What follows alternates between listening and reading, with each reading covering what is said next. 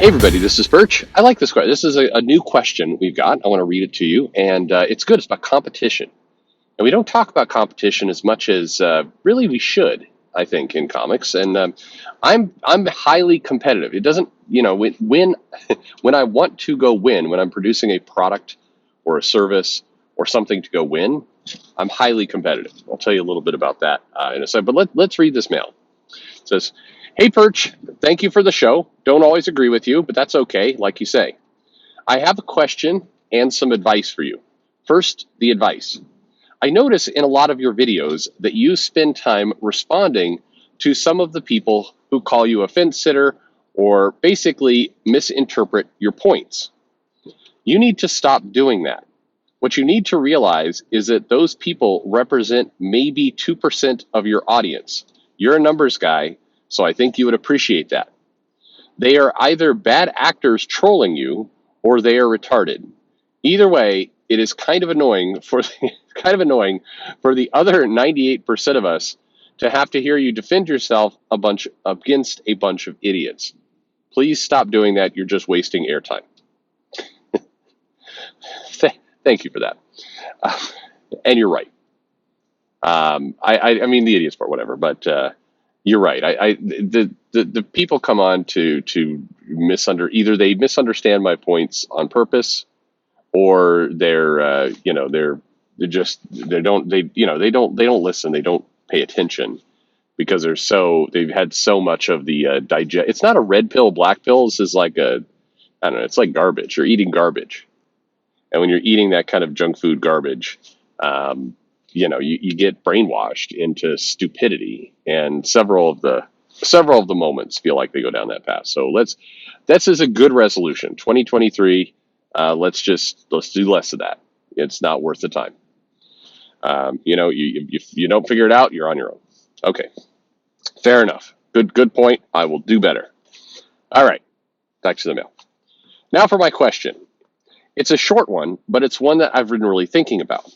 Once upon a time, it felt like Marvel and DC were truly competing with each other. Marvel would make little snide comments in their comics, DC would too. It was somewhat friendly in the comics, but it still felt competitive. It still felt like the companies were actually trying to beat each other trying to beat each other to sell comics. Nowadays, I don't really see any of that. Any kind of messages you get in the comics that are competitive are overly jokey, and it doesn't feel like the comic companies are bothering to compete anymore. I wonder if this is why the comics just don't feel as exciting. What do you think? And then, yeah, thank you. Thank you for the mail, and thank you for the advice. So the comic companies are not competing in the same way. But first off, if you were in the 80s or the 90s, yes, there would be competitive little comments. But by and large, it was just kind of marketing. I would say the companies got along 90% of the time, 85% of the time. I don't know. They were friendly with each other. A lot of the we're going to beat the competition kind of stuff. It was like phony bragging, phony. I don't know. It wasn't, there wasn't heat behind it. In a couple instances, it actually would get there. Every now and then, the companies would take that maybe casual familiarity, and somebody would trip over a kind of a red line, and then you'd get some true kind of anger, not competition, but just kind of, it would turn from a friendly rivalry into an unfriendly rivalry. And so but by and large, with a couple very notable exceptions, there weren't a lot of people who would kind of talk in the office about how we're going to go crush the competition, and they have to die. It's them or us. Uh, and this was always, it puzzled me a little bit as a kid, because when I was young, growing up, I would see I read both companies, of course, and I would see the kind of competition back and forth. But it felt like Saturday morning cartoon level, uh, bragging and kind of posturing. And then when I got older, and it was the first time I started to work in software, when I first started to work in that field, I remember very clearly. There's a guy, some of you know, called Steve Baumer, and he was a senior official at Microsoft and then CEO for a brief period of time. And Baumer would give speeches, and his speeches went along the lines of, "Hey there, um, everybody, we're going to go out there and we're going to murder everybody in our path, murder them." And the one I remember most is, it's like when you wake up in the morning, I want you to tattoo your competitor's name on your forehead, so every time you look in the mirror, you know who you're killing today. We are going to take their share. We're going to send their kids to public school. We're going to break them.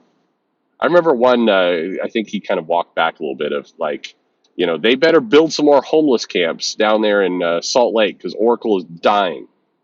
And it was a very dramatic tonal shift from what I grew up reading comics on, and that was unhealthy. I mean, it's red meat. So the thing is, if you've ever worked for a sales organization or someplace that really, particularly people who are on quotas, that kind of talk gets them all fired up. It's like before a football game, the coach kind of really riling up the team, like, "Come on, we're gonna go crush them, let's go."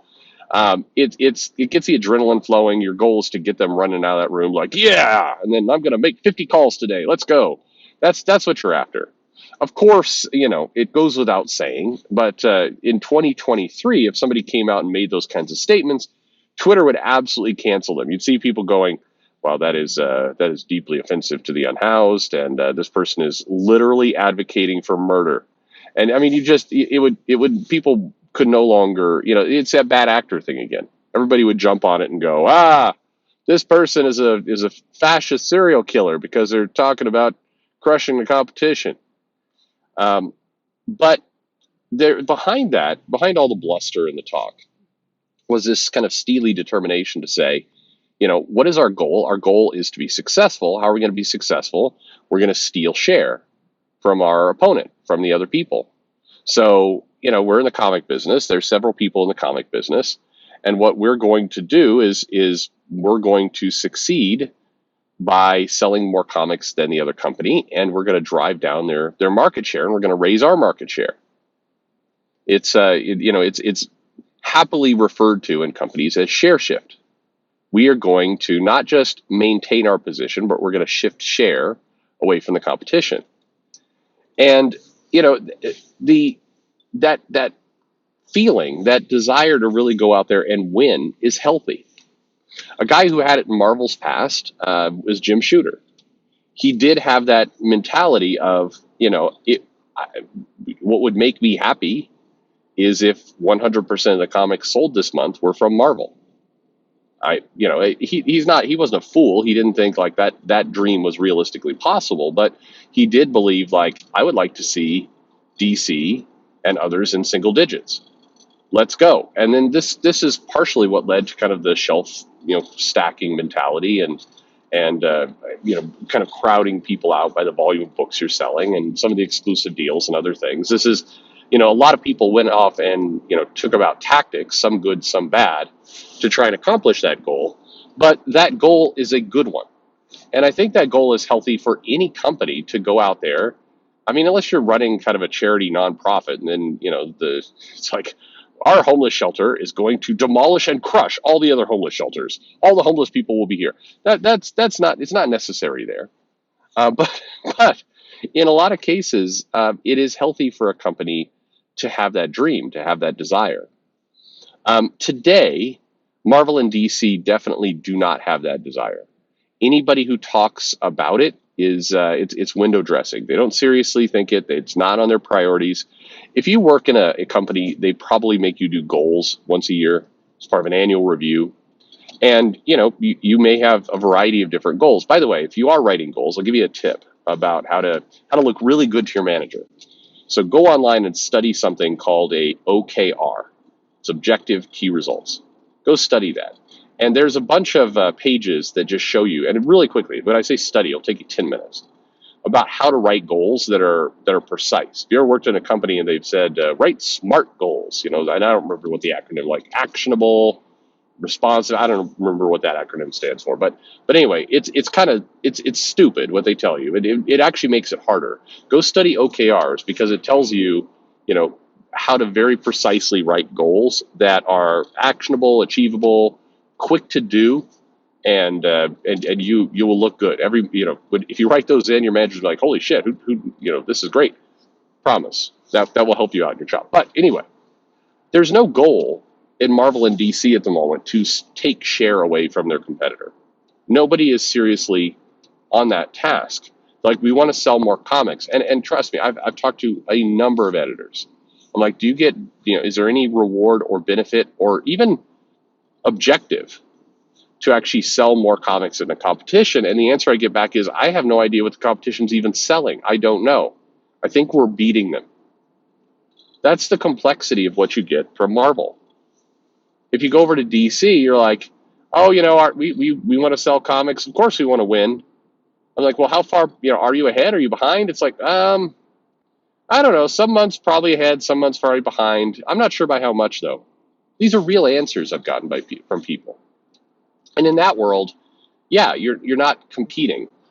You're just, and it explains a little bit of some of the behavior that you see, where the comics are coming out. Is this comic a good idea, bad idea? I don't know. Hey, let's do the Hellfire Gala for a third year. Why not? How'd the last one sell? I don't know. Does it take? Is the Hellfire Gala properly targeted to steal share from some event? Is DC running an event, later in the month? No.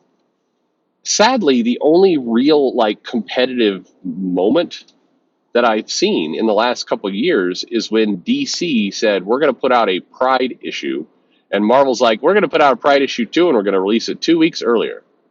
And it's like that's it. I mean, I mean, how pathetic and sad is that? Even when you get into the sales organization, I've talked to people in outreach and growth and marketing and these kind of parts. Even they don't have the same DNA as several other companies that are going out and proceeding. Again, like I mentioned before, when you have a sales organization, what you kind of want is this feeling like they're kind of rabid out for, you throw them raw meat in the sales conference. If you've ever been to a sales conference, people will do that. They'll get in there like, come on! And, they're just really kind of, charge people up. Talking to people in Marvel and DC, there is not that it's not there. I mean, probably the best way to put it, people are fat and happy. I don't know about happy, but definitely fat. But no, I mean, they're just not, that spirit isn't there. And so when you see kind of a lot of other videos talking about what are they doing? Why are they doing this? What's going on? If you're over on my buddy Wes Thinking Critical, you see the streams in the morning. A lot of the live streams are kind of the spirit you get is, why are they doing this? I don't understand why they would do this. Well, there's lots of reasons, but a big one, and one I almost never hear in anyone, not picking him, but any channel, any stream, is there's no real competition. There's no desire for competition. If suddenly you woke up and said, you know what, my goal is to actually sell more comics than the other guy, I want to go win, the behaviors start to change really fast. You start triggering your mind in a very different direction. And that would be enormously healthy for comics, for everyone, to inject a little bit of that in there. Nobody, I don't need Tom Brevoort running up on stage saying tattoo DC on your forehead and go crush them in the morning. But at least some momentum to say, you know what, our goal here is to win. Let's go win. And by the way, I'm not just beating up on comic companies. Unfortunately, this infection is spreading to other companies.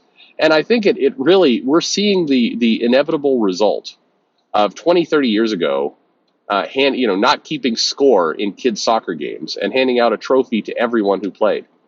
We're seeing some of the results of that. Now those people are older, they have management positions, and they're going, yeah, why should there be a winner? Well, because it's you're looking at the negative aspects of it. There should be a winner, because if people are striving to be a winner, they're going to put their best on the field. I mean, if you take that away, what is the motivation to go out there and try your hardest? You're down to personal pride. And some people have it, and those people are successful. I like Philip Kennedy Johnson. I think he writes a hell of a good comic, and I enjoy reading what he does. There's several people who I think do a good job. I'll pick on him. I think he's smart. I think he's driven, and I think he puts good stuff. I think the majority of it, if you listen to the interviews, I'm always listening very closely for this stuff. It's pride. It's I want to go out there and deliver a good comic. Maybe it's for his legacy. Maybe it's for his kids. Maybe, who knows? But you definitely get a feeling from him that he wants to put out the best product he can. I don't necessarily get the feeling of like that he wants to go absolutely murder Marvel, because I think he writes there too sometimes. But you don't get the feeling like I'm there to just compete, but you do get the feeling like I want to go out there and put out a good comic because that's what people do. That's what you should do. But that's asking a lot of people. A lot of people are not wired that way, and if you have low pay and you have no long-term job security, um, I mean, it increase the competition, I guess is what I say. Thank you very much for the mail. It's a good topic, and yeah, I'd love to see it come back. Thanks for listening.